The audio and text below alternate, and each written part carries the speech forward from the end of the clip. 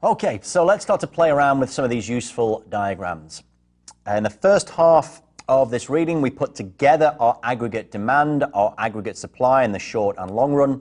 Now let's see how we can use all of those curves to work out what's going to happen to our economy if we're in equilibrium or if we end up in a hopefully a short-run disequilibrium. So let's start off here with a short-run disequilibrium where we are either on the left below or on the right above full employment. Starting on the left, what do we have in these diagrams? On the horizontal axis, we're looking at real GDP, what we've been labeling Y so far. And on the vertical axis, the price level in the economy. We have, as discussed, a downward sloping aggregate demand. We have an upward sloping short-run aggregate supply. Remember, in the short run, the firm's input costs are fixed, hence the upward slope. The long run should be fixed at the full employment level of equilibrium. And what we're doing here is kind of justifying why. If we find ourselves here below full employment equilibrium in the short run at GDP 1, what we've got is an output gap. That output gap causes unemployment.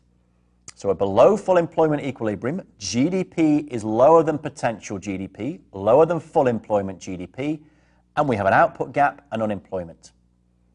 So what should happen in the long run? Well, the theory at least is this. In the long run, if we have unemployment, wage demand should fall.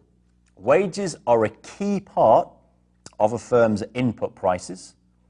A reduction in those wages should therefore reduce the cost base for the firm and shift the short-run aggregate supply curve. Now, if their input prices are dropping, that curve is going to shift down.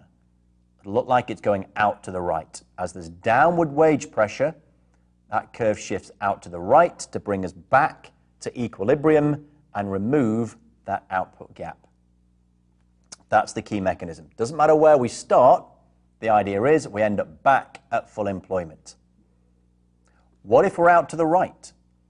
Well, out to the right, we actually have more than full employment GDP. How is this possible? Well, a firm is just asking people to work longer hours without paying them more. We're running our machinery harder. We should shut down production lines once a month. We're not doing it. We're squeaking an extra week out of them without maintenance. That can happen in the short run.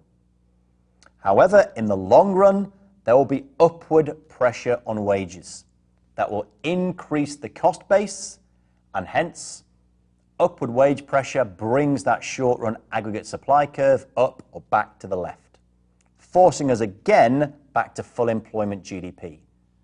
So the key is this: it doesn't matter where we start, our equilibrium ends back up here at full employment GDP. That's why your long-run aggregate supply curve fixed vertical at that full employment GDP. I say fixed, let me just refer back again.